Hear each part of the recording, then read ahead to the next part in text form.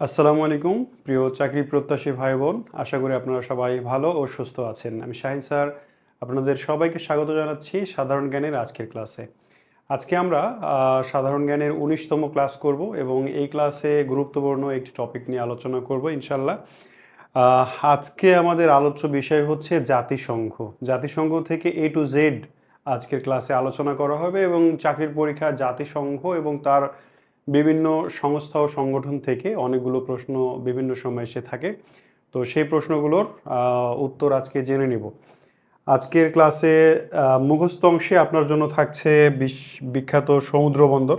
পৃথিবীর বিভিন্ন দেশের যে বিখ্যাত সমুদ্র বন্দরগুলো আছে সেগুলো আপনাকে মুখস্থ অংশে পড়ে নিতে হবে। আর আলোচনা অংশে জাতিসংঘের এ টু জেড আমরা আজকে জেনে নেব, ঠিক আছে?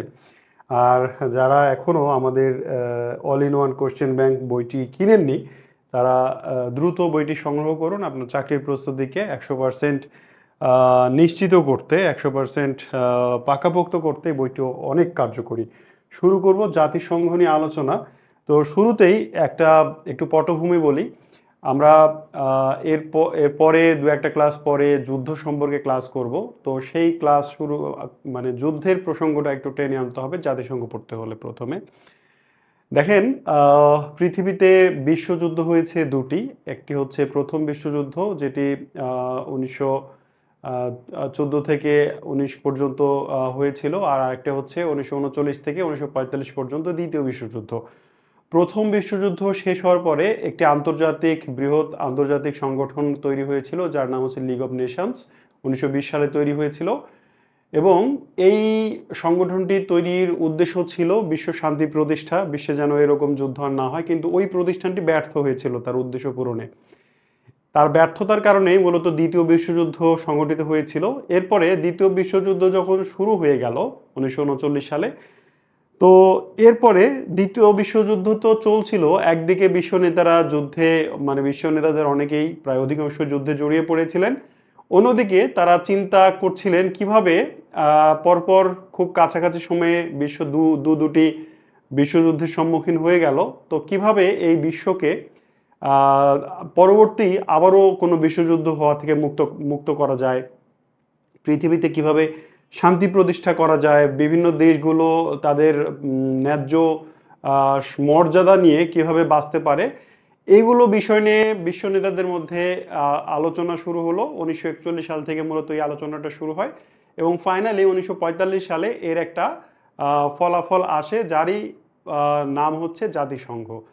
তো জাতিসংঘ একটা বা একক কোনো সংগঠনের নাম নয়, বরং এটি অনেকগুলো ছোট বড় সংগঠনের সংস্থার সংমিশ্রণের বৃহৎ একটা রূপ হচ্ছে জাতিসংঘ বা ইউনাইটেড নেশনস। আজকে আমরা জাতিসংঘ প্রতিষ্ঠার পটভূমি থেকে শুরু করে ইচ অ্যান্ড এভরিথিং পড়বো ইনশাল্লাহ। ক্লাসটা একটু দীর্ঘ হবে আর অনেক ইনফরমেটিভ ক্লাস, সুতরাং মনোযোগ বিচ্যুতি হতেই পারে কখনো। মনোযোগ দিয়ে ক্লাসটি করলে নিশ্চয়ই ভালো ফল পাবেন। তাহলে শুরু করব জাতিসংঘ প্রতিষ্ঠার পটভূমি দিয়ে। আমি একটা সাধারণ পটভূমি বললাম। এবার আমি বললাম যে 41 সাল থেকে তৈরির প্রক্রিয়া শুরু হয়েছিল। মোট 11টি সম্মেলনে 1941 সাল থেকে শুরু করে 1945-এর অক্টোবর পর্যন্ত মোট 11টি সম্মেলনের মাধ্যমে জাতিসংঘের বিভিন্ন অঙ্গ, বিভিন্ন দিক, বিভিন্ন রূপরেখা তৈরি হতে থাকে এবং ফাইনালি 1945 সালের 24 অক্টোবর জাতিসংঘ আনুষ্ঠানিকভাবে জন্মগ্রহণ করে। এই যে 11টি সম্মেলন ছিল, 11টি পদক্ষেপ ছিল, সেগুলো আমরা সংক্ষেপে জেনে নিব। প্রথমে আমরা দেখতে পাচ্ছি লন্ডন ডিক্লারেশন বা লন্ডন ঘোষণা। লন্ডন ঘোষণাটা কি? লন্ডন ঘোষণা হচ্ছে 1941 সালে, সালটা ছিল, লন্ডন ঘোষণার সাল ছিল 1941 সালে। লন্ডনের জেমস প্রাসাদে ইউরোপের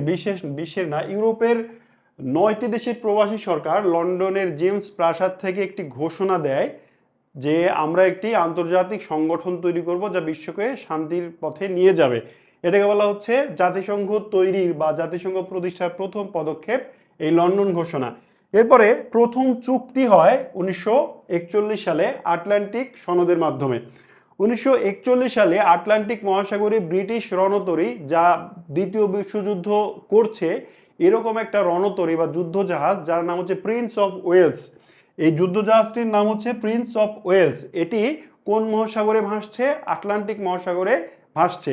এই আটলান্টিক মহাসাগরে বিশ্বের বড় দুটি দেশের নেতা, একটা হচ্ছে আমেরিকার ওই সময়ের প্রেসিডেন্ট আমেরিকার ওই সময়ের প্রেসিডেন্ট ফ্রাঙ্কলিন ডি রুজভেল্ট এবং ওই সময়ের ব্রিটেনের প্রধানমন্ত্রী উইনস্টন চার্চিল। এই দুজন মানুষ ব্রিটিশ রণতরী প্রিন্স অফ ওয়েলসে, যেটা আটলান্টিক মহাসাগরে অবস্থান করছিল, তাতে বৈঠকে বসেন এবং তারা একটা আন্তর্জাতিক সংগঠন সৃষ্টি করার প্রথম পদক্ষেপ গ্রহণ করেন। দুজন স্বাক্ষর করেন, সিগনেচার করেন। এটাকে বলা হচ্ছে আটলান্টিক সনদ। এই আটলান্টিক সনদ ছিল জাতিসংঘ প্রতিষ্ঠার প্রথম চুক্তি, আনুষ্ঠানিক চুক্তি। তারপরে আমরা এরপরে দেখতে পাচ্ছি তৃতীয় সম্মেলন হচ্ছে 1942 সালে ওয়াশিংটন ডিসি সম্মেলন। ওয়াশিংটন ডিসিতে, আমেরিকার ওয়াশিংটন ডিসিতে জাতিসংঘ, তখনও জাতিসংঘ নাম হয়নি, তখন এই আমেরিকার প্রেসিডেন্ট ফ্রাঙ্কলিন ডি রুজভেল্ট, তারপরে হচ্ছে এখানেই তিনি আসলে নাম করেন। আগের দুটি লন্ডন ঘোষণা এবং আটলান্টিক সনদে জাতিসংঘ যে নাম হবে তার নাম ঠিক করা হয়নি।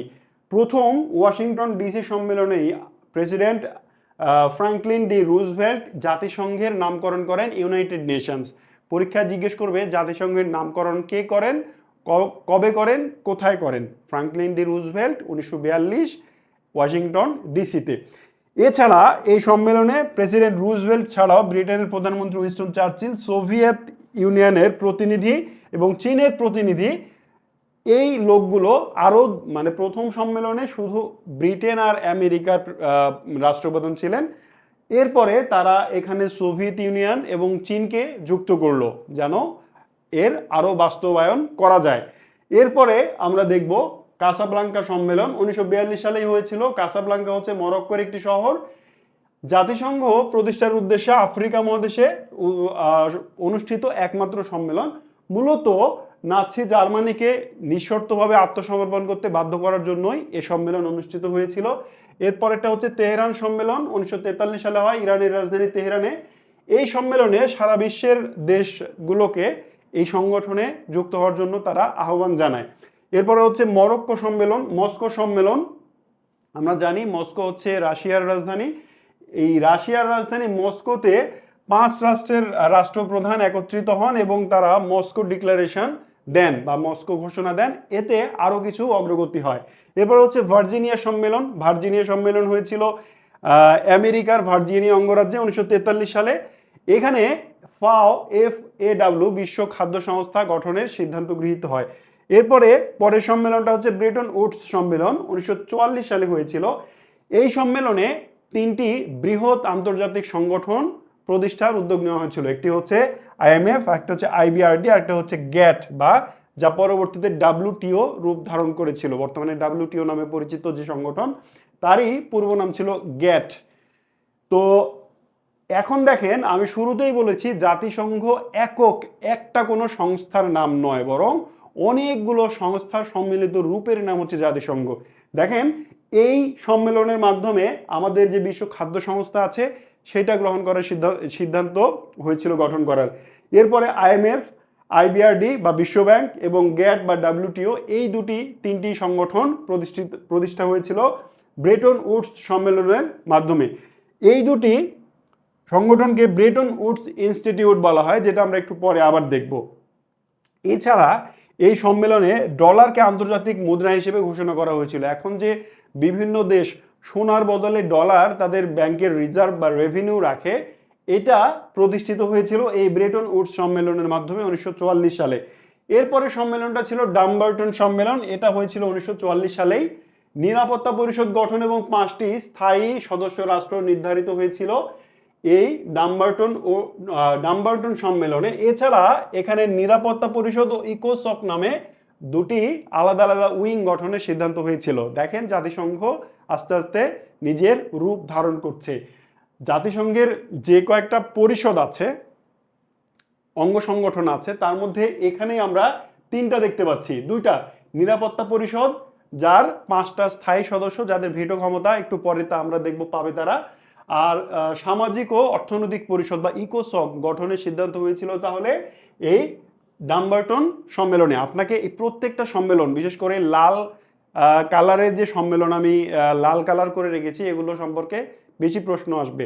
প্রশ্ন আসে যে নিরাপত্তা পরিষদ গঠনের সিদ্ধান্ত হয়েছিল কোন সম্মেলনের মাধ্যমে, অথবা নিরাপত্তা পরিষদের যে 5জন স্থায়ী সদস্য থাকবে এই সিদ্ধান্ত নেওয়া হয়েছিল কোন সম্মেলনে, অথবা ইকোসক গঠনের সিদ্ধান্ত নেওয়া হয়েছিল কোন সম্মেলনে। এভাবে প্রত্যেকটা সম্মেলনের সিদ্ধান্তই আপনাকে মনে রাখতে হবে। আচ্ছা, ইয়াল্টা সম্মেলন বা ইয়াল্টা কনফারেন্স 1945 সালে হয়েছিল। এই যে 5টি স্থায়ী সদস্য গঠনের সিদ্ধান্ত হলো ডাম্বারটন সম্মেলনের মাধ্যমে, এবার ইউক্রেনের শহর ইয়াল্টাতে সিদ্ধান্ত হলো যে এই 5টি স্থায়ী সদস্য রাষ্ট্রের ভেটো বলে একটা ক্ষমতা থাকবে। যে ক্ষমতার, ভেটো হচ্ছে একটি ল্যাটিন শব্দ যার অর্থ হচ্ছে আমি ইহা মানি না। মানে জাতিসংঘ কোনো সিদ্ধান্ত নিতে হলে এই স্থায়ী যে 5জন রাষ্ট্র তাদের একমত হতে হবে। একমত না হয়ে কেউ যদি দ্বিমত পোষণ করে তাহলে সে ভেটো দিবে। ভেটো মানে আমি এই সিদ্ধান্ত মানি না, তখন আর ওই সিদ্ধান্ত কার্যকর হবে না। জাতিসংঘের সফলতা ব্যর্থতা নিয়ে আলোচনা শেষের দিকে করার চেষ্টা করব। তবে এখনই বলে রাখি, জাতিসংঘের যদি কোনো ব্যর্থতা থেকে থাকে, মূলত জাতিসংঘ প্র্যাকটিক্যালি সফল কোনো প্রতিষ্ঠান বা সংগঠন নয়। জাতিসংঘ বিশ্ব যে উদ্দেশ্য নিয়ে প্রতিষ্ঠিত হয়েছিল, বিশ্ব শান্তি প্রতিষ্ঠা, সেই উদ্দেশ্য তারা কখনোই পূরণ করতে বা বাস্তবায়ন করতে সফল হয়নি, শুধুমাত্র এই ভেটো ক্ষমতার কারণেই। এই ভেটো ক্ষমতার কারণেই বিশ্ব বারবার যুদ্ধে জড়িয়ে পড়েছে। বিশ্বযুদ্ধ নাম হলেও ছোট ছোট অনেক যুদ্ধ হয়েছে। সর্বশেষ আমরা দেখলাম আমেরিকা এবং ইসরায়েলের ইরানের হামলা। এটিও কিন্তু যদি ভেটো ক্ষমতা না থাকতো তাহলে সংগঠিত হতো না। বাংলাদেশের মুক্তিযুদ্ধও ভেটো ক্ষমতা না থাকলে সংগঠিত হতো না। ইভেন বাংলাদেশ স্বাধীনও হতো না ভেটো ক্ষমতা না থাকলে। তার মানে ভেটো ক্ষমতার একদিকে যেমন নেগেটিভ দিক আছে, আবার পজিটিভ দিকও আছে। তো এই ভেটো ক্ষমতা তাদের দেওয়া হয়েছিল ইয়াল্টা কনফারেন্সের মাধ্যমে। পরেরটা হচ্ছে সান ফ্রান্সিসকো সম্মেলন, সর্বশেষ সম্মেলন জাতিসংঘ প্রতিষ্ঠার উদ্দেশ্যে যে 11টি সম্মেলন হয়েছিল তার মধ্যে সর্বশেষ সম্মেলন হচ্ছে সান ফ্রান্সিসকো সম্মেলন। সান ফ্রান্সিসকো আমেরিকার একটি শহরের নাম। এই সম্মেলনে জাতিসংঘের সনদ 19 অধ্যায় বিশিষ্ট জাতিসংঘের সনদ স্বাক্ষরিত হয়। এই সনদে স্বাক্ষর অনুষ্ঠানে 50টি দেশ উপস্থিত ছিল। এরপরে এই সনদ কার্যকর করা হওয়ার আগেই 15ই অক্টোবর 51তম রাষ্ট্র হিসেবে পোল্যান্ড জাতিসংঘ সনদে স্বাক্ষর করেছিল। সো এই 51টি রাষ্ট্র নিয়ে 1945 সালের 24শে অক্টোবর জাতিসংঘ আনুষ্ঠানিকভাবে তার যাত্রা শুরু করেছিল। এই 24 অক্টোবরকে জাতিসংঘ দিবস হিসেবে পালন করা হয়। খুবই ইম্পর্টেন্ট একটা ডে, অনেকবার পরীক্ষায় এসেছে।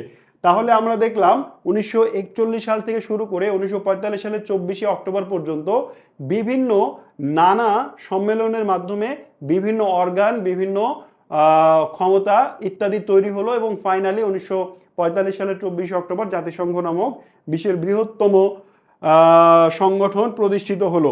তো এই সম্মেলনের মধ্যে থেকে যেগুলো লাল কালার করা আছে সেগুলো অবশ্যই পড়বেন, আর কালোগুলো পারলে পড়বেন, না পারলেও কোনো সমস্যা নেই। পরের স্লাইডে যাই। জাতিসংঘ তো তৈরি হয়ে গেল, এবার জাতিসংঘের স্ট্রাকচারটা কি সেটা আমরা জেনে নেব। জাতিসংঘের স্ট্রাকচার, জাতিসংঘের মূল সংস্থা বা মূল অঙ্গ সংস্থাও বলা হয়। জাতিসংঘ মূলত 6টি বডি নিয়ে, 6টি আলাদা আলাদা পার্ট নিয়ে গঠিত। জাতিসংঘের মূল অঙ্গ সংস্থা 6টি। এই 6টি সংস্থার নাম হচ্ছে সাধারণ পরিষদ বা জেনারেল অ্যাসেম্বলি, নিরাপত্তা পরিষদ বা সিকিউরিটি কাউন্সিল, অর্থনৈতিক ও সামাজিক পরিষদ বা ইকোসক, তারপরে ওসি পরিষদ বা ট্রাস্টিশিপ কাউন্সিল, আন্তর্জাতিক আদালত বা ইন্টারন্যাশনাল কোর্ট অফ জাস্টিস, সচিবালয় বা সেক্রেটারিয়েট। এইবার আপনাকে এই 6টি অর্গানেরই ডিটেইল পড়তে হবে। জাতিসংঘের অর্গান, জাতিসংঘের মূল কাঠামো এই 6টি ভিত্তির উপরে প্রতিষ্ঠিত। এই 6টি ভিত্তির পেটের মধ্যে আরো অনেকগুলো সংগঠন আছে, সেগুলো জানতে হবে। এই 6টির ফাংশন আপনাকে জানতে হবে, একে একে আলোচনা করব সেগুলো। প্রথমেই যাব নিরাপত্তা পরিষদে। জাতিসংঘের প্রথমে যাব সাধারণ পরিষদে, নিরাপত্তা পরিষদ না, সাধারণ পরিষদ, জেনারেল অ্যাসেম্বলি। জাতিসংঘের সাধারণ পরিষদ কি দেখি, এই তথ্যগুলো পড়ে নিই। জাতিসংঘের সাধারণ পরিষদের অধিবেশন প্রতি বছরই হয়। প্রতি বছর একবার জাতিসংঘের সাধারণ পরিষদের অধিবেশন অনুষ্ঠিত হয়, সেটি হচ্ছে সেপ্টেম্বর, ফিক্সড সেপ্টেম্বরের দ্বিতীয় মঙ্গলবার, সেপ্টেম্বরের দ্বিতীয় মঙ্গলবার। এখন দেখেন আপনি সাধারণ জ্ঞানের কোনো কোনো বই পাবেন সেপ্টেম্বরের তৃতীয় মঙ্গলবার, ঠিক আছে। তো একটা সময় বা অধিকাংশ সময়ই বৃহৎ একটা দীর্ঘ একটা সময় ধরে জাতিসংঘের সাধারণ পরিষদের অধিবেশন সেপ্টেম্বরের তৃতীয় মঙ্গলবারে অনুষ্ঠিত হয়েছে। তবে বিগত 78, 79 এবং 80তম সম্মেলন সেপ্টেম্বরের দ্বিতীয় মঙ্গলবারে শুরু হয়েছে। সো আমি এই তথ্যটাকে চেঞ্জ করে এখন দ্বিতীয় মঙ্গলবার করেছি। যদি কোনো বইয়ে দেখেন তৃতীয় মঙ্গলবার, তাহলে সেটি একটু ব্যাকডেটেড বই। হ্যাঁ, যদি আপডেটেড বই কিনেন তাহলে সেখানে দেখবেন দ্বিতীয় মঙ্গলবার। আর দ্বিতীয় নাকি তৃতীয় সেটি আপনি জাতিসংঘের সাধারণ পরিষদ কবে সাধারণ পরিষদের সম্মেলন অনুষ্ঠিত হয়েছে, 78তম, 79তম, 80তম এগুলো সার্চ দিলেই পাবেন, দেখবেন দ্বিতীয় মঙ্গলবার, ঠিক আছে। এটা একটু ভালো করে খেয়াল করবেন। জাতিসংঘের এই যে সাধারণ পরিষদ, এর সভাপতি নির্বাচিত হয় 1 বছরের জন্য। প্রত্যেক বছর 1 বছরের জন্য সভাপতি নির্বাচিত হন। বাংলাদেশ জাতিসংঘের সাধারণ পরিষদে সভাপতিত্ব করেছে এ পর্যন্ত একবার, সেটি হচ্ছে 1986 সালে জাতিসংঘের 41তম অধিবেশনে। আমরা ভালো করে খেয়াল করি, জাতিসংঘের যে সাধারণ পরিষদের অধিবেশন অনুষ্ঠিত হয়, এই অধিবেশন পরিচালনার জন্য প্রতি বছর সম্মেলন শুরুর আগেই একজন করে সভাপতি নির্বাচিত হন। তার মানে তিনি 1 বছরের জন্য নির্বাচিত হন। এইবার বাংলাদেশ এই সম্মান বা এই দায়িত্ব পালন করেছে এ পর্যন্ত একবার, সেটি হচ্ছে 1986 সালে, এবং ওই অধিবেশনটা ছিল 41তম অধিবেশন। ওই অধিবেশনে বাংলাদেশের পক্ষে যিনি অধিবেশনের সভাপতিত্বের দায়িত্ব পালন করেছেন তিনি হচ্ছেন হুমায়ুন রশিদ চৌধুরী, ঠিক আছে, হুমায়ুন রশিদ চৌধুরী। এবার দেখেন এবারই 2026 সালে বাংলাদেশ জাতিসংঘের যখন 81তম অধিবেশন অনুষ্ঠিত হবে, সেটা এখনো হয়নি, এই 2026 সালের 81তম অধিবেশন যখন হবে, তার সভাপতিত্ব করবে আবারও বাংলাদেশ। এই 86 থেকে শুরু করে 2026 দীর্ঘ 40 বছর পরে, ওদিকে করেছিল 41তম অধিবেশনে, আবারও 40 বছর পরে 81তম অধিবেশনে বাংলাদেশ সভাপতিত্ব করার দায়িত্ব পেয়েছে, নির্বাচিত হয়েছে। বাংলাদেশের পররাষ্ট্রমন্ত্রী ডক্টর খলিলুর রহমান, তিনি কিন্তু এই দায়িত্ব পালন করবেন। এটা খুবই ইম্পর্টেন্ট, পরীক্ষাতে আসবেই। জাতিসংঘ থেকে যদি একটা প্রশ্ন আসে তাহলে এটা আসবে যে জাতিসংঘের 81তম অধিবেশনের সভাপতি কোন দেশ বা কে, বা বাংলাদেশ কত বছর পরে সাধারণ পরিষদের সভাপতি নির্বাচিত হয়েছে। এই তথ্যগুলো অবশ্যই আসবেই। আচ্ছা, এরপরে হচ্ছে জাতিসংঘের সাধারণ পরিষদ। এই যে সাধারণ পরিষদ বা জেনারেল অ্যাসেম্বলি, এর সদস্য কত? জাতিসংঘের সকল সদস্যই এই সাধারণ পরিষদের সদস্য। জাতিসংঘের সকল সদস্য অর্থাৎ 193টি দেশ জাতিসংঘের সদস্য, এবং এই সবাই জাতিসংঘের সাধারণ পরিষদের সদস্য। এই পরিষদ কি কাজ করে? এই পরিষদ নিরাপত্তা পরিষদের সদস্য নির্বাচন করে, মহাসচিব নিয়োগ করে, নতুন সদস্য গ্রহণ করে, বাজেট পেশ করে, এবং কোনো রাষ্ট্রকে বহিষ্কার করার প্রয়োজন হলে তাকে বহিষ্কার করে। এটা হচ্ছে সাধারণ পরিষদের সাধারণ কাজ। সাধারণ পরিষদের এই আলোচনার পরে আমরা জেনে নেব নিরাপত্তা পরিষদ সম্পর্কে। জাতিসংঘের প্রাণ, জাতিসংঘের মস্তিষ্ক হলো এই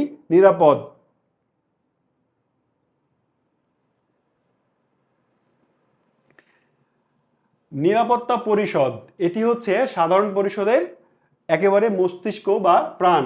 প্রতিষ্ঠাকালীন সদস্য ছিল নিরাপত্তা পরিষদের 11টি। এই 11টির মধ্যে ভালো করে খেয়াল করি, 5টি ছিল স্থায়ী। ওই যে 5টি স্থায়ী সদস্য ডাম্বারটন সম্মেলনে তাদের মানে স্থায়ী সদস্য নির্বাচন করা হলো, ওই 5 জন হচ্ছে স্থায়ী সদস্য। আর অস্থায়ী সদস্য হচ্ছে 6টি। অর্থাৎ নিরাপত্তা পরিষদের মোট সদস্য প্রতিষ্ঠার সময় 1945 সালে নির্ধারণ করা হয়েছিল 11টি দেশ। এর মধ্যে 5 জন স্থায়ী, কখনো এরা চেঞ্জ হবে না। সেই 5টি দেশ কারা কারা আপনারা কি জানেন? নিরাপত্তা পরিষদের 5 জন স্থায়ী সদস্য, নিরাপত্তা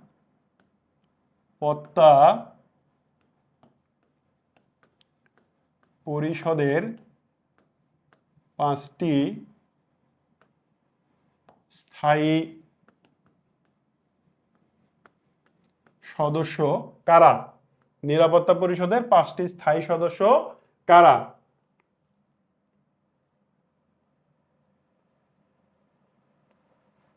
জু জু রা ফ্রা চীন, এটা মনে রাখবো, ঠিক আছে? জুজুরা প্রাচীন। তাহলেই আমরা নিরাপত্তা পরিষদের 5 জন স্থায়ী সদস্যকে চিনতে পারবো। চীন মানে হচ্ছে চীন, ফ্রা মানে হচ্ছে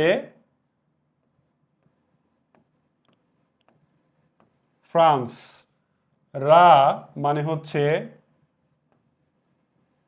রাশিয়া, জু মানে হচ্ছে যুক্ত রাষ্ট্র, আর এই জু মানে হচ্ছে যুক্ত রাজ্য। 1 2 3 4 5, এই 5টি হচ্ছে জাতিসংঘের নিরাপত্তা পরিষদের স্থায়ী সদস্য, ঠিক আছে? মনে রাখবেন, অবশ্যই মনে রাখতে হবে। আপনাকে জিজ্ঞেস করবে যুক্তরাষ্ট্র জাতিসংঘের নিরাপত্তা পরিষদের স্থায়ী সদস্য কারা। এখন দেখেন 1965 সালটা 1965, নিরাপত্তা পরিষদের সদস্য সংখ্যা বাড়ানো হলো। এই যে 6 ছিল, এই 6 বাড়িয়ে 10 করা হলো। স্থায়ী সদস্য 5 জনই থাকলো, কিন্তু অস্থায়ী সদস্য 6-এর জায়গায় 10 করা হলো। তাহলে নিরাপত্তা পরিষদের বর্তমান সদস্য কয়জন হলো? 15 জন।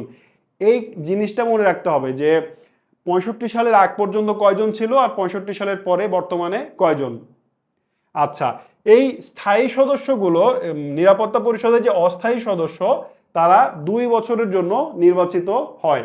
বাংলাদেশ এই স্থায়ী পরিষদের সদস্য হয়েছিল 2 বার, 1979-80 সালে এবং 2001 এই 2 টার্মে বাংলাদেশ নিরাপত্তা পরিষদের অস্থায়ী সদস্য নির্বাচিত হয়েছিল। সর্বোচ্চবার জাতিসংঘের অস্থায়ী সদস্য নির্বাচিত হয়েছে জাপান।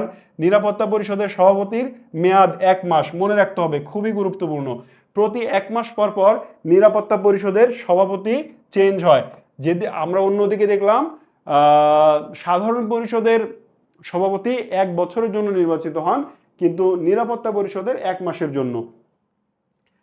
আর ভেটো প্রদানের ক্ষমতা শুধু নিরাপত্তা পরিষদের স্থায়ী সদস্যদের, অস্থায়ী সদস্যরা ভেটো দিতে পারে না। এরা কি কাজ করে? আন্তর্জাতিক বিরোধের নিষ্পত্তি করে এবং বিশ্ব শান্তি ও নিরাপত্তা রক্ষায় কাজ করে। মূলত জাতিসংঘ চালায় এই নিরাপত্তা পরিষদই। এরপরে আমরা দেখব সামাজিক অর্থনৈতিক পরিষদ বা ইকোসক। আপনাকে জিজ্ঞেস করবে সামাজিক ও অর্থনৈতিক পরিষদকে ইংরেজিতে কি বলা হয়? আনসার হচ্ছে ইকোসক। দেখেন, ইকোসকের সদস্য হচ্ছে 54টি দেশ। মনে রাখতে হবে কোন পরিষদের সদস্য কত। মূলত এই 3টি পরিষদের সদস্যই মনে রাখতে হবে। একটি হচ্ছে সাধারণ পরিষদ, মনে রাখবেন জাতিসংঘের সকল সদস্যই সাধারণ পরিষদের সদস্য। নিরাপত্তা পরিষদের সদস্য হচ্ছে 15 জন, 5 জন স্থায়ী, 10 জন অস্থায়ী। আর অর্থনৈতিক ও সামাজিক এই পরিষদের সদস্য হচ্ছে 54 জন। প্রতি 2 বছর, প্রতি বছর, প্রতি 1 বছর পর পর, মানে প্রতি বছর 1/3 নতুন সদস্য আসে এবং 1/3 মানে অবসরে যায়। তার মানে 54কে আপনি যদি 3 দিয়ে ভাগ করেন তাহলে 18, অর্থাৎ প্রতি বছর 18 জন নতুন সদস্য এই সংস্থায় আসে আর আরেক 18 বিদায় নেয়, ঠিক আছে? এভাবে রোটেশন অনুযায়ী এই সংস্থার সদস্যগুলো আসা যাওয়া করে। এই পরিষদের আঞ্চলিক কমিশন রয়েছে 5টি, ঠিক আছে? এই 5টি হচ্ছে ইকোসকের আঞ্চলিক কমিশন। এই ইকোসকের আঞ্চলিক কমিশনের মধ্যে শুধু ইসক্যাপ এইটা পড়বেন তাহলেই হবে, বাকিগুলো পড়তে হবে না। যদি পারেন পড়বেন, না পড়লে অন্তত এই একটা পড়বেন, ইসক্যাপ। এইটা দেখেন থাইল্যান্ডের ব্যাংককে এই ইসক্যাপের সদর দপ্তর। ইসক্যাপের সদর দপ্তর কোথায়? ইসক্যাপের পূর্ণরূপ কি? এগুলো পরীক্ষায় আসে। তাহলে অর্থনৈতিক ও সামাজিক পরিষদের সদস্য কয়জন, তারা কিভাবে নির্বাচিত হয়, কয়টি কমিশন, এই কমিশনগুলোর মধ্যে ইসক্যাপ এটি স্পেশালি আমাদের অঞ্চল, আমাদের বাংলাদেশ বা দক্ষিণ এশিয়া বা এশিয়া অঞ্চলের জন্য বলে এটা আমাদের জন্য ইম্পর্টেন্ট, ঠিক আছে? এই অর্থনৈতিক ও সামাজিক পরিষদ কি কাজ করে? জীবনযাত্রার মান উন্নয়নে কাজ করে, বেকার সমস্যা সমাধানে কাজ করে, শিক্ষার প্রসারে কাজ করে, মানবাধিকার রক্ষা সহ বিভিন্ন কল্যাণমূলক কাজ করে থাকে অর্থনৈতিক ও সামাজিক পরিষদ, ঠিক আছে? আচ্ছা, আমরা এরপরে দেখব ওসি পরিষদ। আমরা যে জাতিসংঘের 6টি মূল অঙ্গ সংগঠন দেখেছিলাম তার মধ্যে পঞ্চম নাম্বার হচ্ছে ওসি পরিষদ বা ট্রাস্টিশিপ কাউন্সিল। ওসি পরিষদ বর্তমানে আর কার্যকর বা চালু নেই। জাতিসংঘের যে 6টি অঙ্গ সংগঠন তার মধ্যে 5টি চালু থাকলেও একটি বর্তমানে তার কার্যক্রম বন্ধ আছে। সেই 1994 সাল থেকে এর আর কোনো কাজ নেই। এই ওসি পরিষদ কি করতো সেটা একটু বলি, পরীক্ষা আসবে। যেমন দেখেন, যদি কোনো উপনিবেশিক রাষ্ট্র অর্থাৎ অন্য দেশের অধীনে শাসিত হচ্ছে এমন কোন রাষ্ট্র যদি স্বাধীনতা চায়, আর সেটা আন্দোলন করেই হোক আর আলোচনার মাধ্যমেই হোক, যদি কোনো রাষ্ট্র যে দেশ অন্য দেশের দ্বারা শাসিত হচ্ছে এমন কোন রাষ্ট্র স্বাধীন হতে চায়, তাহলে সেই দেশকে সরাসরি স্বাধীনতা না দিয়ে বরং জাতিসংঘের এই ট্রাস্টিশিপ কাউন্সিলের হাতে তুলে দেওয়া হতো। এই ট্রাস্টিশিপ কাউন্সিল যেটা করতো, ওই দেশটাকে যারা স্বাধীন হতে চায় তাদেরকে বিভিন্ন জিনিস ট্রেন্ড আপ করতো, স্বাধীন হতে মানে সহায়তা করতো, ট্রেনিং দিত যে স্বাধীন হলে তোমরা কিভাবে রাষ্ট্র চালাবে। আমি একটু উদাহরণ দিই। ধরে নেন যে আপনারা তো সবাই চাকরি প্রত্যাশী, বিয়ে শাদী হয়তো অনেকেই করেছেন। তো সাধারণত ছেলেরা বিয়ের পরে যখন বাড়িতে বউ আসে তখন ওই বউয়ের প্ররোচনায় হোক আর যে কারণ অধিকাংশ ক্ষেত্রে ওই বউয়ের প্ররোচনাতেই হয়, সে মা বাবার থেকে আলাদা হতে চায়। এবার মা বাবা আলাদা করে দিতে চায় না, তারপরেও আলাদা হতে চায়। এবার আলাদা করে দেওয়ার আগে মা বাবা তাকে কিছু খাদ্য, কিছু দ্রব্য সামগ্রী দিয়ে দেয়, তাই না, যেন এইটা নিয়ে সংসার মানে তারা রান করতে পারে। গ্রাম অঞ্চলে এটা বেশি দেখা যায়। হয়তো কিছু চাল, কিছু মানে তৈজসপত্র দিল যেন তারা সংসারে চালাতে পারে। এরপর আস্তে আস্তে নিজের উপার্জন নিজে করতে শিখে তখন সে একবারে ফ্রিডম মানে স্বাধীন হয়ে যায়, তাই না? তো এই ট্রাস্টিশিপ কাউন্সিলের ব্যাপারটাও তাই। যারা স্বাধীন হতে চায় সরাসরি তাদের স্বাধীনতা না দিয়ে তাদের একটু ট্রেন্ড আপ করার জন্য তারা কাজ করে, এবং যখন তারা মনে করে যে এই রাষ্ট্র এখন নিজেই চলতে পারবে, নিজেই নিজেদের শাসন পরিচালনা করতে পারবে, তখন মূলত তারা স্বাধীনতা দিয়ে দেয়। তো বর্তমানে এটা স্থগিত আছে কেন, এর কার্যক্রম নেই কেন? ওই যে আবার বিয়ের ওখানেই যাই, আপনার বাবা আপনাকে কোনোভাবেই ছাড়ছেন না যে আপনি মানে নিজের আলাদা সংসার করেন, কারণ আপনার বাবা ভয় পাচ্ছে যে আমার ছেলে হয়তো অর্থ কষ্ট, খাবারের কষ্ট পাবে, হ্যাঁ, আমার কাছেই থাকুক। এইবার আপনার বাবা যতই আপনাকে নিয়ে কনসার্ন হোক না কেন, আপনি এবং আপনার বউ এই দুজন জানেন যে আপনার বাবার থেকে আলাদা হয়ে গেলেই আপনি সবচেয়ে ভালো থাকবেন। আপনি মানে নিজে নিজে চলতে পারবেন সেই নার্ভ আপনার তৈরি হয়েছে বলেই তো আপনি আলাদা হতে চান। সো আপনি কোনোভাবে আর তার প্রভাবিত হতে চান না, এবং এটা যখন মা বাবা বুঝে তখন আর কোনো হাত খেলায় না, তখন আর কোনো প্রভাব খাটায় না।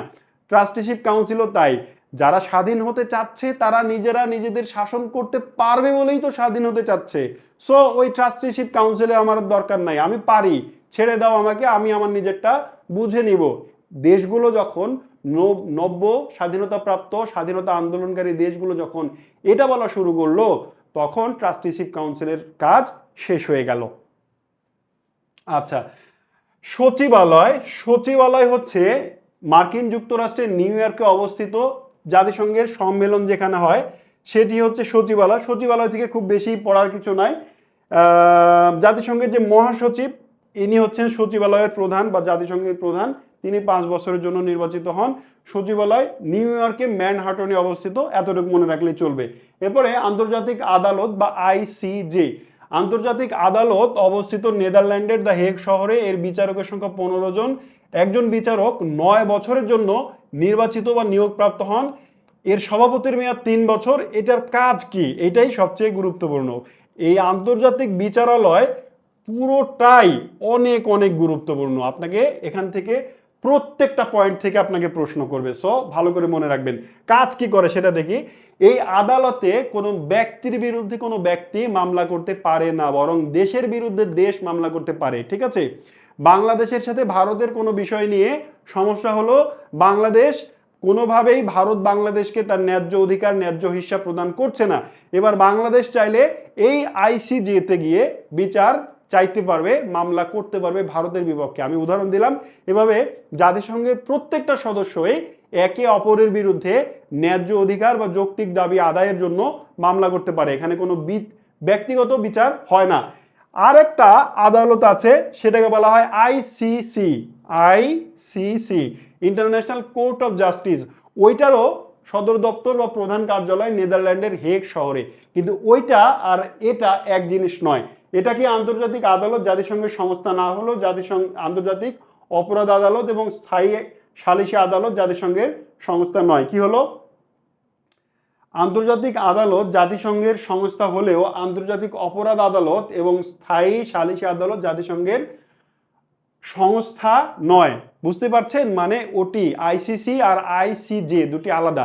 আইসিজে যেটা সেটা জাতিসংঘের, আর আইসিসি যেটা সেটা স্বাধীন ইন্ডিপেন্ডেন্ট একটা অর্গানাইজেশন। ঠিক আছে, আশা করি বুঝাতে পেরেছি। এরপরে আমরা দেখব জাতিসংঘের মহাসচিব। জাতিসংঘের 6টি অঙ্গ সংগঠন সম্পর্কে আমরা পড়লাম। এবার জাতিসংঘের যে 9 জন মহাসচিব তাদের সম্পর্কে সংক্ষিপ্ত কিছু তথ্য পড়ে নেব, যেগুলো পরীক্ষার জন্য অতীব জরুরি, অনেক গুরুত্বপূর্ণ।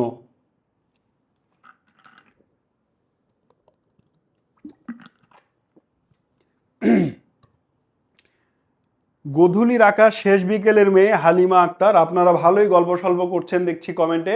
কমেন্টে গল্প না করে আমি যেটা জিজ্ঞেস করছি বা যেটা পড়াচ্ছি সেটার অ্যান্সার দেন আর মনোযোগ দিয়ে ক্লাস করেন, সেটাই বরং ভালো হবে। জাতিসংঘের মহাসচিব, জাতিসংঘের মহাসচিব ছিলেন, প্রথম মহাসচিব ছিলেন ট্রিক ভ্যালি। ট্রিক ভ্যালি নরওয়ের নাগরিক ছিলেন এবং তিনি জাতিসংঘের প্রথম মহাসচিব ছিলেন। ট্রিক ভ্যালি থেকে দুটি তথ্য পড়লেই চলবে। আপনাকে জিজ্ঞেস করবে জাতিসংঘের প্রথম মহাসচিব কে ছিলেন, তিনি কোন দেশের ছিলেন। প্রথম মহাসচিব ছিলেন ট্রিক ভ্যালি এবং তিনি নরওয়ের অধিবাসী ছিলেন। দ্বিতীয় দ্য হেমারশোল্ড, দ্য হেমারশোল্ড তিনি সুইডেনের নাগরিক ছিলেন। তিনি একজন কূটনীতিবিদ, অর্থনীতিবিদ এবং লেখক ছিলেন। তিনি বিমান দুর্ঘটনায় মৃত্যুবরণ করেছিলেন 1961 সালে। মৃত্যুর পরে তিনি শান্তিতে নোবেল পুরস্কার লাভ করেছিলেন। আপনাকে পরীক্ষা জিজ্ঞেস করবে জাতিসংঘের কোন মহাসচিব বিমান দুর্ঘটনায় মারা যান, জাতিসংঘের কোন মহাসচিব মরণোত্তর শান্তিতে নোবেল পুরস্কার লাভ করেন। পরেরটা হচ্ছে উ থান্ট, তিনি আমাদের পার্শ্ববর্তী দেশ মিয়ানমারের নাগরিক। বাংলাদেশে যখন যুদ্ধ হচ্ছিল, মুক্তিযুদ্ধ হচ্ছিল 1971 সালে, তখন তিনি জাতিসংঘের মহাসচিব ছিলেন। মনে থাকবে, এই দুটি তথ্য পড়লেই চলবে। উ থান তিনি এশিয়া থেকে নির্বাচিত প্রথম জাতিসংঘের মহাসচিব, এটিও মনে রাখবেন। তাহলে এই তিনটা থেকে যে তথ্যগুলো বললাম অবশ্যই সেগুলো মনে রাখবেন। পরের তিনটাতে যাই। কুর্ট ওয়াল্ডহেইম, কুর্ট ওয়াল্ডহেইম তিনি অস্ট্রিয়ার নাগরিক ছিলেন। তিনি একমাত্র মহাসচিব, জাতিসংঘের মহাসচিবদের মধ্যে তিনি একমাত্র মহাসচিব যিনি মহাসচিবের পদ থেকে অবসর নেওয়ার পরে ওই দেশের, কোন দেশের যেন, অস্ট্রিয়ার প্রেসিডেন্ট নির্বাচিত হয়েছিলেন। তার সম্পর্কে আরো একটি গুরুত্বপূর্ণ তথ্য হচ্ছে, এতক্ষণ পর্যন্ত জাতিসংঘের 3 জন মহাসচিব আমরা পেয়েছি যাদের মধ্যে কেউই বাংলাদেশে সফর করেননি। এই কুর্ট ওয়াল্ডহেইম তিনি প্রথম মহাসচিব যিনি বাংলাদেশ সফর করেছিলেন। আপনাকে পরীক্ষা জিজ্ঞেস করবে জাতিসংঘের কোন মহাসচিব প্রথম বাংলাদেশে সফর করেছিলেন, তিনি হচ্ছেন কুর্ট ওয়াল্ডহেইম। পেরেজ দ্য কুয়েলার, তিনি পেরুর মানুষ, বাংলাদেশে সফরকারী দ্বিতীয় জাতিসংঘের মহাসচিব। ব্রুটস ঘালি তিনি মিশরের মানুষ, আফ্রিকা মহাদেশ থেকে নির্বাচিত প্রথম মহাসচিব। এরপরে কোফি আনান, তিনি ঘানার মানুষ। কোফি আনান জাতিসংঘের মহাসচিব হওয়ার আগে তিনি জাতিসংঘে চাকরি করতেন, আর 2001 সালে তিনি নোবেল পুরস্কার লাভ করেছিলেন। বান কি মুন দক্ষিণ কোরিয়ার নাগরিক ছিলেন, তিনি এশিয়া থেকে নির্বাচিত দ্বিতীয় মহাসচিব, প্রথম ছিলেন উ থান্ট। আর 2 কোরিয়ার সম্পর্ক উন্নয়নে তিনি গুরুত্বপূর্ণ ভূমিকা পালন করেছিলেন। আন্তোনিও গুতেরেস জাতিসংঘের বর্তমান মহাসচিব, নবম ও বর্তমান মহাসচিব, যিনি পর্তুগালের নাগরিক। তার মেয়াদ শেষ হয়ে এসেছে, কিছুদিনের মধ্যেই তিনি অবসর নেবেন এবং আরেকজন মহাসচিব, জাতিসংঘের মহাসচিব আমরা পাবো। তো জাতিসংঘের মহাসচিব থেকে যে তথ্যগুলো দাগ দিয়ে দিলাম, লাল করে দিলাম, লাল করা আছে, সেগুলো অবশ্যই পড়বেন। এর বাইরে তেমন কিছু আর পড়তে হবে না মহাসচিব থেকে। এরপরে জাতিসংঘের সদর দপ্তর অলরেডি একবার দেখেছি আমরা, এটা ম্যানহাটন, নিউ ইয়র্ক, যুক্তরাষ্ট্রে অবস্থিত। আর ইউরোপীয় সদর দপ্তর হচ্ছে জেনেভা, সুইজারল্যান্ড। জাতিসংঘের সদর দপ্তর 2টি।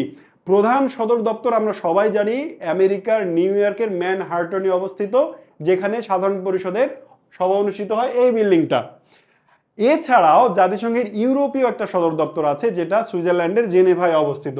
জাতিসংঘের ভাষা, জাতিসংঘের 6টি অফিসিয়াল ল্যাঙ্গুয়েজ আছে। কয়টি? 6টি। আমি একটি ছন্দ লিখে দিই আপনাকে, হ্যাঁ, সেটি হচ্ছে ইংচি, রুফ, স্পা।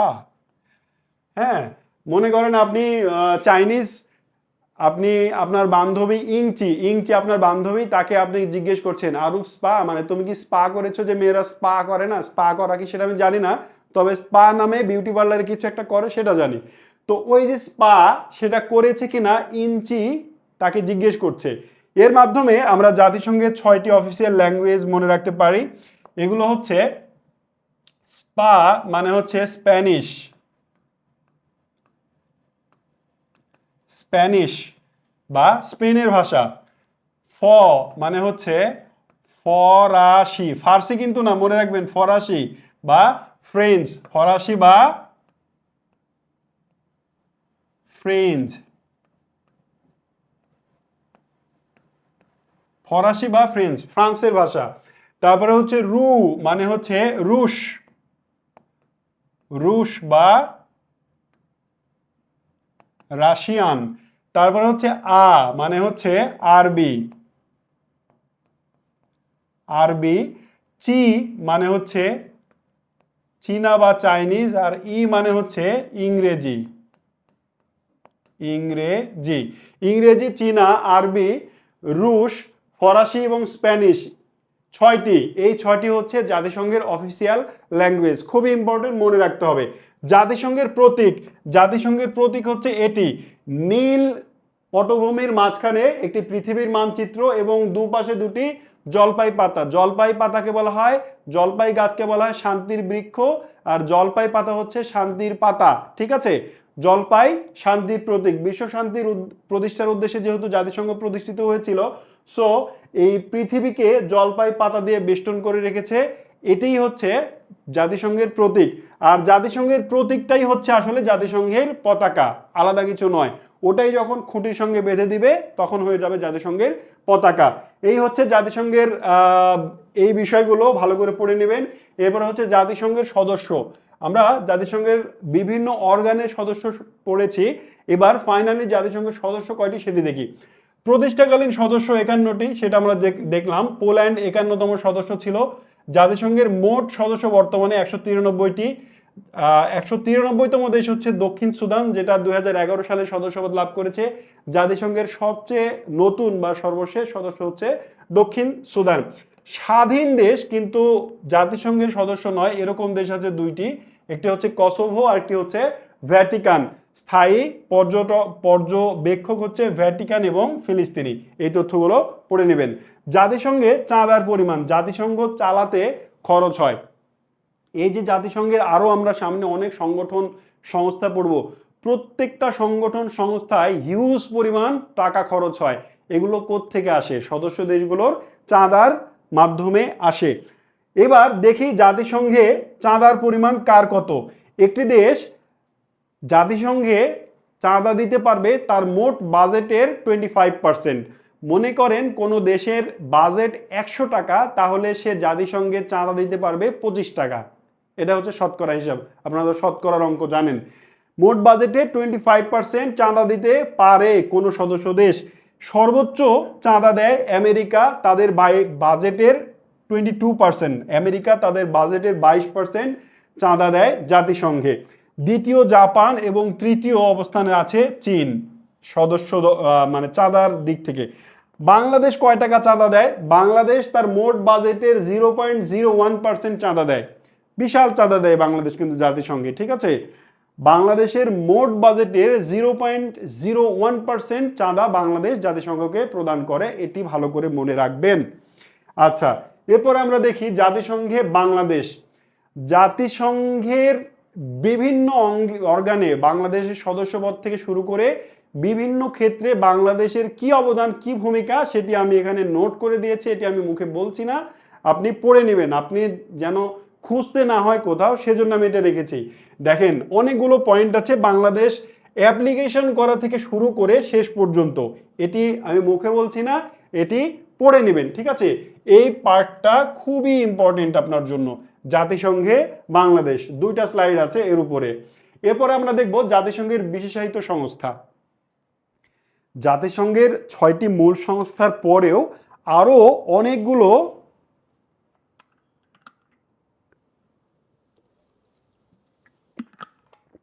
জাতিসংঘের মূল 6টি সংস্থা বাদেও আরো অনেকগুলো বিশেষায়িত সংস্থা আছে যেগুলো সম্পর্কে পড়তে হবে। এবারই আপনার আসল খেলা শুরু হবে।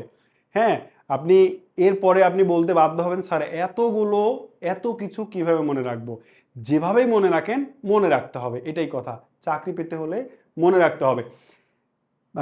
খুব বেশি তথ্য না, এখান থেকে জাস্ট আমরা দেখব যে কত সালে ওইটি প্রতিষ্ঠিত হয়েছিল, সদর দপ্তর কোথায়, পূর্ণরূপ কি, এরকম এক্সট্রা কিছু তথ্য। মানে মূল 3টা তথ্য, কবে প্রতিষ্ঠিত হলো, সদর দপ্তর কোথায়, আর ওই সংস্থার পূর্ণরূপ কি, আর ক্ষেত্র বিশেষে কি কাজ করে, এগুলো জানতে হবে। তাহলে শুরু করি। বিশেষায়িত সংস্থা, একটি হচ্ছে ব্রেটন উডস সম্মেলন। এটা কিন্তু সংস্থা নয়, মানে ব্রেটন উডস।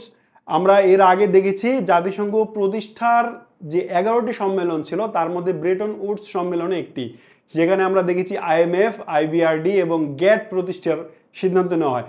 ওটি আরেকবার আমাদের পড়তে হবে। ব্রেটন উডস সম্মেলন আসলে কি? এই যে 1944 সালে নিউ হ্যাম্পশায়ারে অনুষ্ঠিত হয়েছিল। এইখানে আগেই বলেছি আইবিআরডি, আইএমএফ গঠনের সিদ্ধান্ত হয়। আইবিআরডি ওই আইএমএফ আনুষ্ঠানিকভাবে প্রতিষ্ঠিত হয়েছিল 1945 সালে। দেখেন 44 সালে সিদ্ধান্ত হলো যে আমরা গঠন করব, আর ফাইনালি এটা 45 সালে গঠিত হলো বা প্রতিষ্ঠিত হলো। কি কি? আইবিআরডি এবং আইএমএফ। আইবিআরডি আইএমএফকে একটু পরে জানবো। তো এই সম্মেলনে স্বর্ণকে সার্বজনীন মান হিসেবে ব্যবহার করা একটি মুদ্রা, নির্দিষ্ট মুদ্রার বিনিময় হার তৈরি করা হয়েছিল। কোনো দেশের সেন্ট্রাল ব্যাংক রিজার্ভ হিসেবে হয় স্বর্ণ রাখতে হয় অথবা মার্কিন ডলার রাখতে হয়, এটি নির্ধারণ করা হয়েছিল এই ব্রেটন উডস সম্মেলনেই। এবার ব্রেটন উডস সম্মেলনে যে 2টি মূল সংস্থা জন্ম হয়েছিল তাকে ব্রেটন উডস ইনস্টিটিউট বলে। আপনাকে পরীক্ষায় জিজ্ঞেস করবে যে নিচের কোনটিকে ব্রেটন উডস ইনস্টিটিউট বলা হয় বা বলা হয় না। আবার বলছি, এটি হচ্ছে আইবিআরডি আর হচ্ছে আইএমএফ। আইবিআরডি যাকে আমরা ওয়ার্ল্ড ব্যাংক নামে চিনি, ওয়ার্ল্ড ব্যাংক বলতে মূলত আইবিআরডি কেই বোঝায়। আর আরেকটি সংগঠনের নাম হচ্ছে আইএমএফ। এবার আমরা জেনে নিব ওই আইএমএফটা কি আসলে।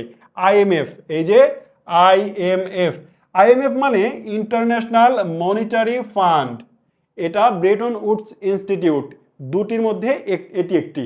এটি তাহলে 1945 সালে এর প্রতিষ্ঠা হয়েছিল। এই যে 1945 সালে প্রতিষ্ঠিত হয়েছিল এবং আইএমএফ তার কাজ শুরু করেছিল 1947 সালে। আইএমএফ এর সদর দপ্তর ওয়াশিংটন ডিসিতে। এটি আন্তর্জাতিক আর্থিক ব্যবস্থাপনা ও আন্তর্জাতিক বিনিময় হার স্থিতিশীল করতে কাজ করে এবং আইএমএফ বিভিন্ন দেশকে নেগেটিভ বা নেতিবাচক বাণিজ্য ভারসাম্য রক্ষায় বা সংশোধনে ঋণ দেয়। ব্যাপারটা কেমন হলো? মনে করেন বাংলাদেশ মানে বাণিজ্যের ভারসাম্য নেতিবাচক হয়েছে, মানে মাইনাস হয়ে গেছে। সেক্ষেত্রে বাংলাদেশকে আইএমএফ ঋণ দিবে। আইএমএফ থেকে চাইলেই কিন্তু ঋণ নেওয়া যায় না, আইএমএফ এর জন্য কঠিন শর্ত মানতে হয়, অনেক দিক বিবেচনা করে আইএমএফ এর সিদ্ধান্ত মানে ঋণ নিতে হয়। এই জন্য বাংলাদেশ কয়েকদিন আগে যখন আইএমএফ এর কাছে ঋণ চাচ্ছিল তখন এটা নিয়ে অনেক আলোচনা সমালোচনা হচ্ছিল। তো আইএমএফ সম্পর্কে ভালো করে পড়ে রাখবেন। হ্যাঁ, একটি সংগঠন নিয়ে বেশিক্ষণ আলোচনা করলে আমি শেষ করতে পারবো না ক্লাস 2 ঘন্টাতেও। তাহলে আইএমএফ থেকে যে কয়টা তথ্য এখানে আছে সবগুলো পড়বেন, বিশেষ করে পূর্ণরূপটা। প্রত্যেকটা অর্গানাইজেশন, প্রত্যেকটা সংগঠনের পূর্ণরূপটা অবশ্যই মনে রাখবেন, ঠিক আছে? এরপরে আমরা দেখব বিশ্বব্যাংক। বিশ্বব্যাংক বলতে মূলত আইবিআরডি কে বোঝায়, এটা বললাম কয়েকবার। আইবিআরডি মানে international bank for reconstruction and development. এটার সংক্ষিপ্ত রূপ হচ্ছে আইবিআরডি। এই আইবিআরডিকেই আমরা বিশ্ব ব্যাংক বা ওয়ার্ল্ড ব্যাংক বুঝি। এই আইবিআরডির সাথে আরেকটি বিশ্ব ব্যাংক বলতে মূলত আইবিআরডির সঙ্গে আইডিএ, ইন্টারন্যাশনাল ডেভেলপমেন্ট অথরিটি, এই 2টা জিনিসকে একসঙ্গে করলে যা হয় তাই হচ্ছে বিশ্ব ব্যাংক। বিশ্ব ব্যাংক আলাদা কোনো মানে একক সংগঠন নয়, এই দুটির সংমিশ্রণ হচ্ছে বিশ্বব্যাংক। এবার আমরা বিশ্বব্যাংক গ্রুপ সম্পর্কে একটু ভালো আইডিয়া নিই। ওয়ার্ল্ড ব্যাংক গ্রুপ একটু ভালো করে খেয়াল করতে হবে, বিশ্ব ব্যাংক বলতে আইবিআরডি এবং আইডিএ কে বুঝি, আর বিশ্বব্যাংক গ্রুপ বলতে কিন্তু মোট 5টি, মোট 1 2 3 4 5, এই 5টি অর্গানাইজেশনকে একসাথে বলা হয় ওয়ার্ল্ড ব্যাংক গ্রুপ। আশা করি বুঝতে পারবেন কি কি। একটি হচ্ছে আইবিআরডি, আরেকটি হচ্ছে আইডিএ, আরেকটি হচ্ছে আইএফসি, আরেকটি হচ্ছে আইসিএসআইডি, আরেকটা হচ্ছে এমআইজিএ। প্রত্যেকটার পূর্ণরূপ কি অবশ্যই জানতে হবে, পরীক্ষায় এতবার এদের পূর্ণরূপ আসে, আপনি কোশ্চেন ব্যাংক খুললেই বুঝতে পারবেন। সো এই 5টাকে বলা হচ্ছে ওয়ার্ল্ড ব্যাংক গ্রুপ, আর এই 2টাকে বলা হচ্ছে ওয়ার্ল্ড ব্যাংক, আর সাথে এই 3টা যুক্ত হলে হচ্ছে সেটা ওয়ার্ল্ড ব্যাংক গ্রুপ। প্রত্যেকটার ফুল ফর্ম জেনে নেবেন। বিশ্ব বাণিজ্য সংস্থা ডাব্লিউটিও, ব্রেটন উডস সম্মেলনে আরেকটি আইএমএফ এবং আইবিআরডি এর পাশাপাশি আরেকটি সংগঠন প্রতিষ্ঠার সিদ্ধান্ত নেওয়া হয়েছিল, যার নাম হচ্ছে জিএটিটি, গ্যাট। আমরা একসাথে বলি তাকে গ্যাট।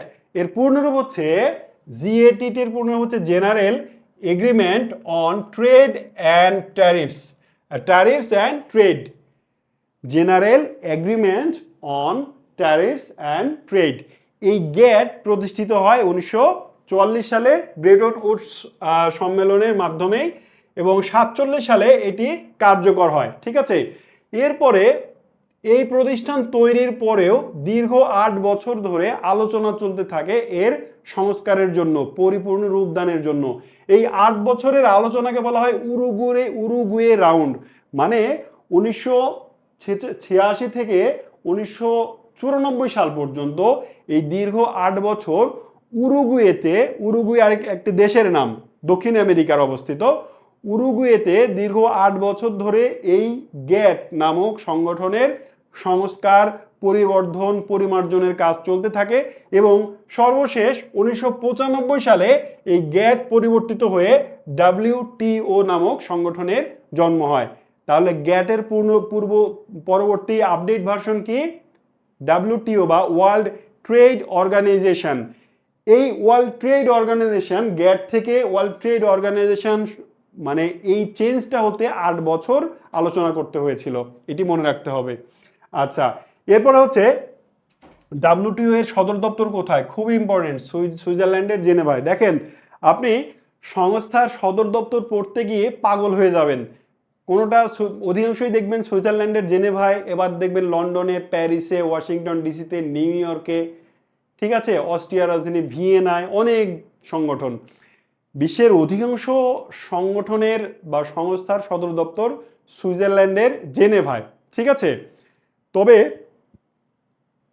খাদ্য এবং কৃষি সংক্রান্ত যে সংগঠনগুলো আছে, এগুলো মনে রাখার শর্টকাট টেকনিক, খাদ্য ও কৃষি সংক্রান্ত যেগুলো সংস্থা আছে তাদের সদর দপ্তর সাধারণত ইটালির রোমে হয়ে থাকে।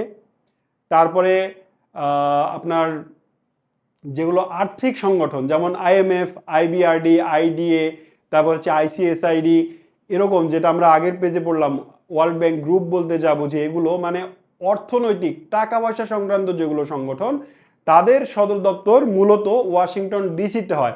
এছাড়া আরও বিভিন্ন ক্যাটাগরি আছে যেগুলো আমি অন্য একটি ক্লাসে তো আপনাদের জন্য আলোচনা করব। তাহলে মনে রাখবেন এই তথ্যগুলো, ডাব্লিউটিও এর বিষয়গুলো। বাংলাদেশ 1995 সালের 1 জানুয়ারি থেকে ডাব্লিউটিও এর সদস্য হয়। এর পরের সংগঠনের নাম হচ্ছে জাতিসংঘের অন্যান্য বিষয়দের সংস্থা। জাতিসংঘের যে সংস্থাগুলো পড়লাম এর বাইরেও আরও সংস্থা আছে যেগুলো আমরা ছোট করে পড়বো। একটি হচ্ছে ইউনেস্কো। ইউনেস্কো এর নাম শুনি নেই এমন কেউ মনে হয় নাই।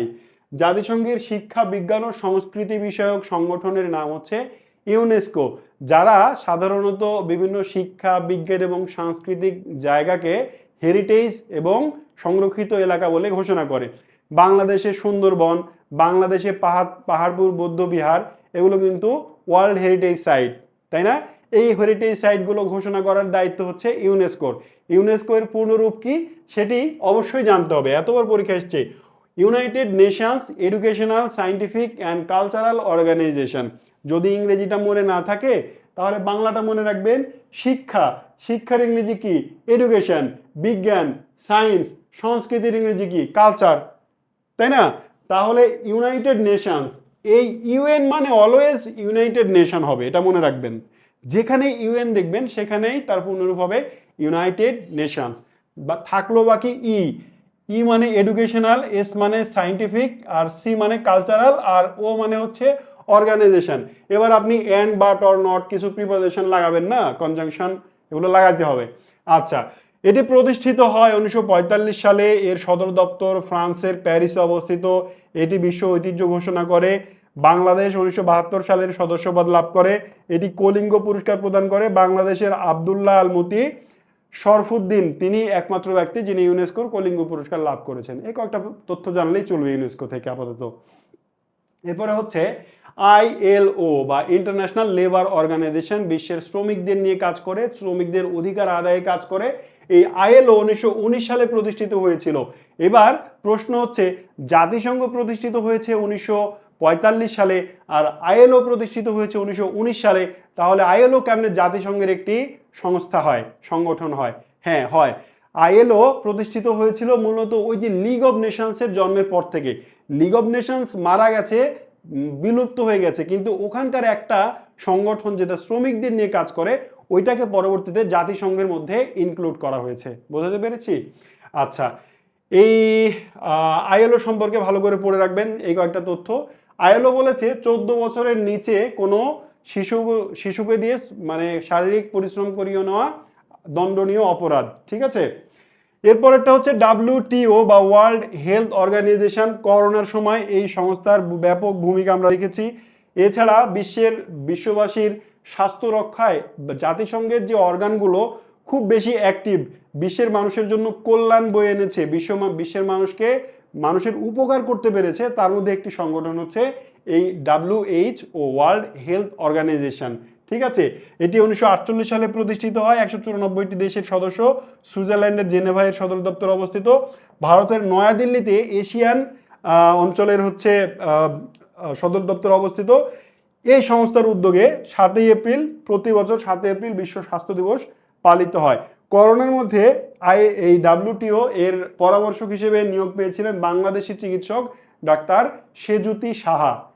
এরপরে আমরা দেখব ফুড অ্যান্ড এগ্রিকালচারাল অর্গানাইজেশন, ফাও, যাকে আমরা সংক্ষেপে বলি ফাও, ফুড অ্যান্ড এগ্রিকালচারাল অর্গানাইজেশন। এটা সদর দপ্তর ইটালির রোমে অবস্থিত। এটি 1945 সালে প্রতিষ্ঠিত হয়েছিল।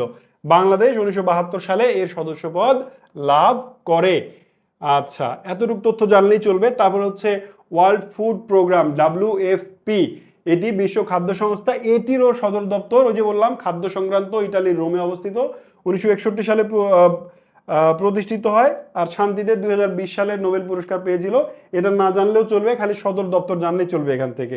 এরপরেরটা IFAD, সংক্ষেপে ইফাদ বলি আমরা, international fund for agricultural development.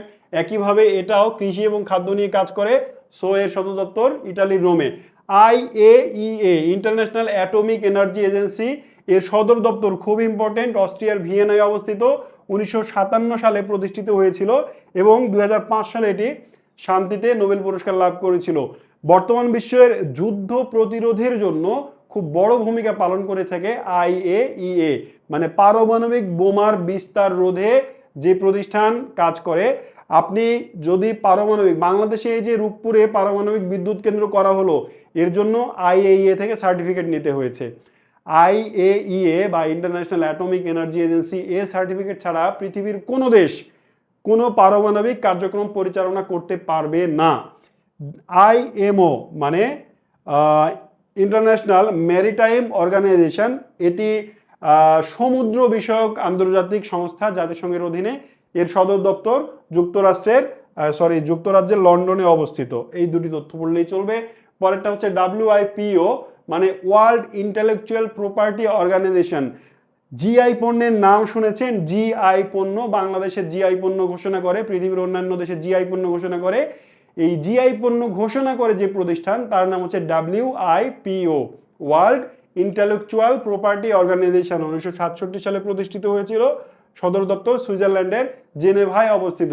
এই সংস্থায় জিআই পণ্য, যেটাকে আমরা জিওগ্রাফিক্যাল আইডি কি ইন্ডিকেশন বলে থাকি, এই জিআই পণ্য ঘোষণা করে থাকে ডাব্লিউআইপিও। আচ্ছা, ইউপিইউ ইউনিভার্সাল পোস্টাল ইউনিয়ন সুইজারল্যান্ডের বার্নে এর সদর দপ্তর অবস্থিত। এই দুটো তথ্য পড়বেন, এইটা আর এইটা। আচ্ছা, এরপরে হচ্ছে United Nations industrial development organisation UNIDO.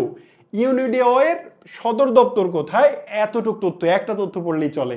পরেরটা হচ্ছে দেখেন ইউনিসেফ, খুবই ইম্পর্টেন্ট একটা অর্গানাইজেশন। ইউনিসেফ বিশ্বের শিশুদের নিয়ে কাজ করে, বিশ্বের শিশুদের নিয়ে কাজ করা ইউনিসেফের সদর দপ্তর আমেরিকার নিউ ইয়র্কে অবস্থিত।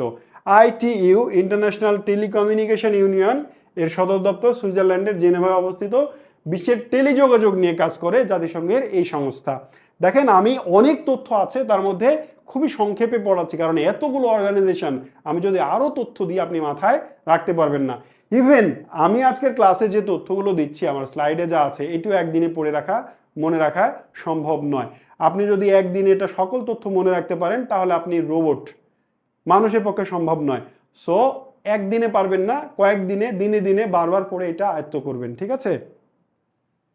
এরপরে আমরা দেখব United Nations conference on trade and development UNCTAD.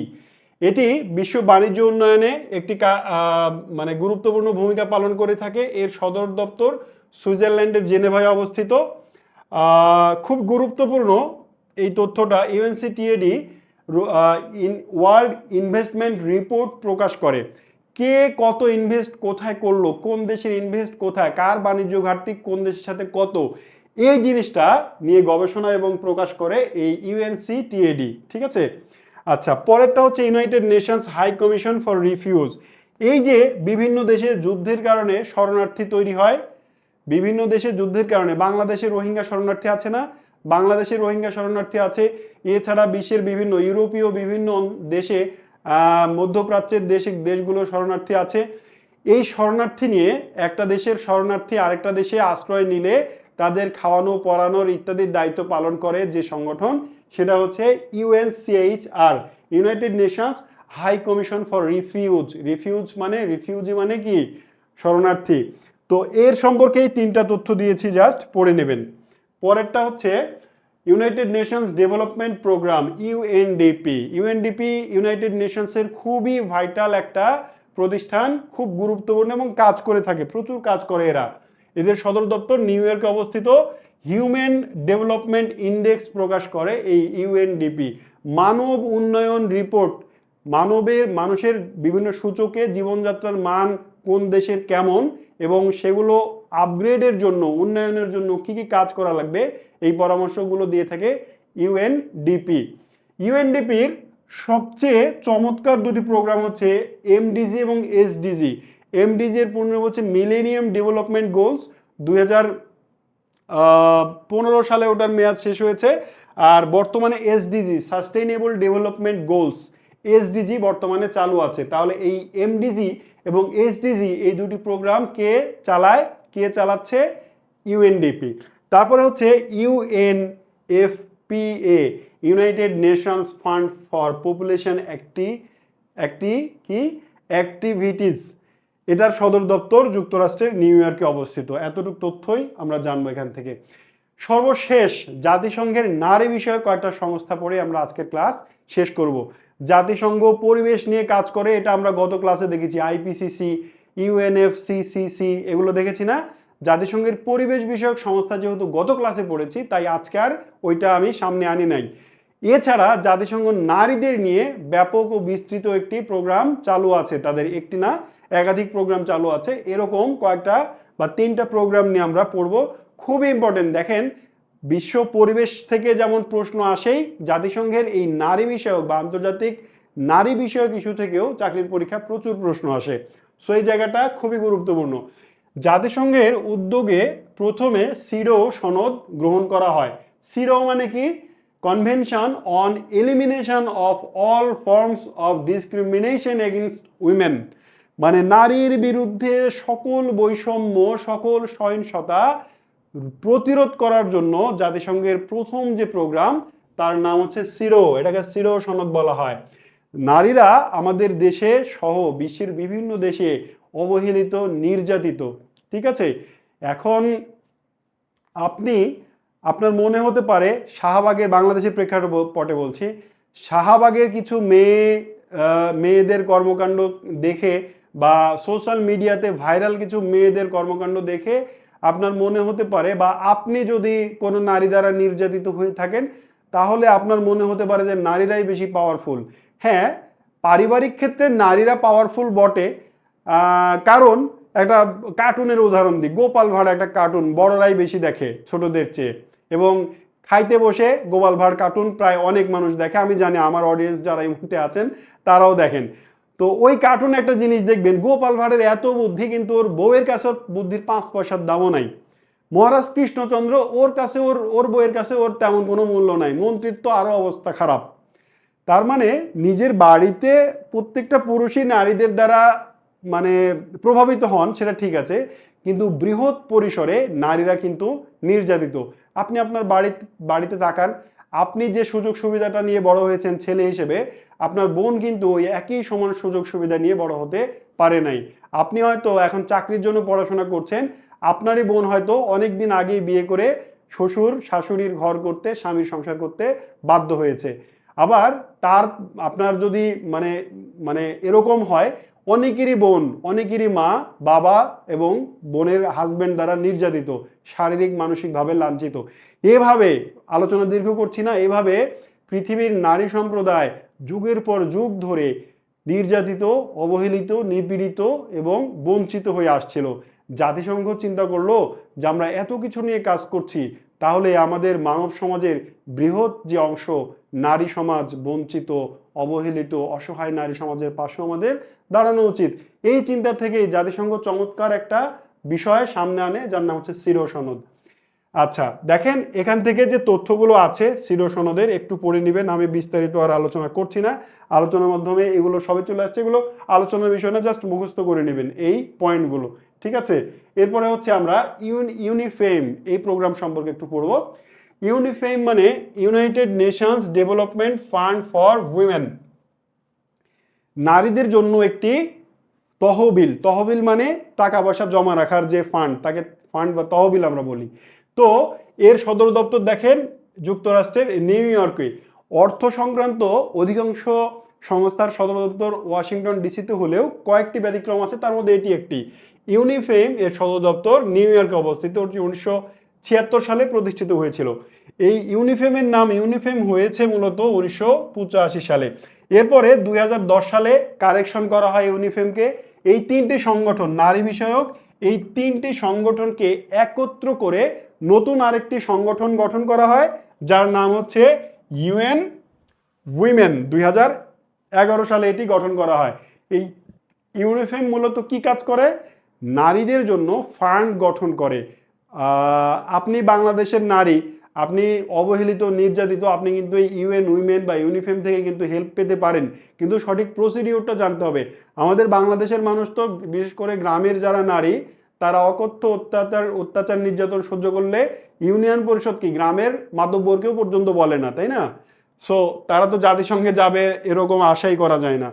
এরপরে হচ্ছে ইউএন উইমেন, যেটা আমরা দেখলাম কিভাবে গঠিত হলো ইউনিফেম থেকে। তিনটি সংগঠন একত্রে ইউএন উইমেন গঠিত হলো 2010 সালে এবং কার্যক্রম শুরু করলো 2011 সালে। এর সদর দপ্তর নিউ ইয়র্কে অবস্থিত। নির্বাহী বোর্ডের 41 জন সদস্য আছে, আর নির্বাহী বোর্ডের সভাপতি রাবাব ফাতিমা, বাংলাদেশের, তিনি একসময় ছিলেন আর কি, নির্বাহী বোর্ডের সভাপতি ছিলেন। তো এই হচ্ছে ইউএন উইমেন। তাহলে জাতিসংঘের নারী বিষয়ক তিনটি সংগঠন, সংস্থা বা প্রোগ্রাম সম্পর্কে আমরা জানলাম। এই তিনটি সংগঠন বা প্রোগ্রাম খুবই গুরুত্বপূর্ণ। এর যে লাইনগুলো দাগ দিয়ে দিলাম সেগুলো অবশ্যই পড়বেন। আজকের ক্লাস এখানেই শেষ করব, শেষ দিকে চলে এসেছি। সো আজকে অনেকগুলো সংস্থা সংগঠন নিয়ে বললাম, যেই সবগুলো নিয়ে আসলে জাতিসংঘ গঠিত।